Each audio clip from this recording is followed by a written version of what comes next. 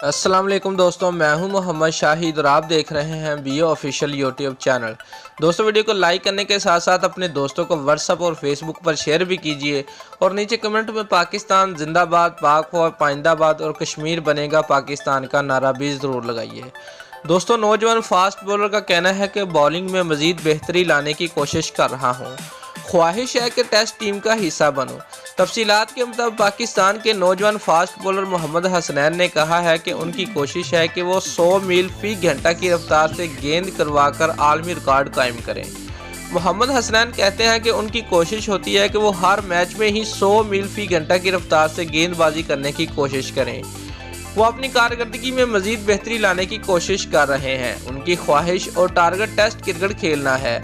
वाज़ेह रहे कि कौमी टीम के फास्ट बॉलर मोहम्मद हसनैन ने T20 इंटरनेशनल क्रिकेट में हैट्रिक करने वाले कम उम्र तरीन बॉलर बन गए हैं। मोहम्मद हसनैन ने हफ्ते के रोज खेले गए श्रीलंका के खिलाफ पहले T20 में पहले 16वें ओवर की आखिरी गेंद पर राजापक्से की विकेट हासिल की और फिर अगले ओवर में पहले शनाका और फिर जसूरिया की विकेट लेकर अपनी हैट्रिक मुकम्मल की। उन्होंने 19 साल 183 दिन की उम्र में हैट्रिक का कारनामा सर अंजाम दिया। वो फ़हीम अशरफ के बाद T20 हैट्रिक करने वाले दूसरे पाकिस्तानी बॉलर्स हैं। उनसे कबल फ़हीम अशरफ ने अक्टूबर 2017 में श्रीलंका के खिलाफ ही हैट्रिक का कारनामा सर अंजाम दिया था। ये भी वाज़ेह रहे कि मोहम्मद हसनैन को इस वक्त पाकिस्तान का सबसे तेज़ तरीन गेंदबाज करार दिया जा रहा है।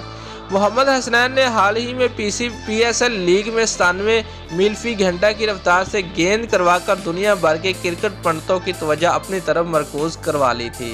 दोस्तों, अगर आपको हमारी ये वीडियो पसंद आई है तो लाइक और कमेंट लाजमी करें और हमारे चैनल को सब्सक्राइब करना मत भूलिए। शुक्रिया।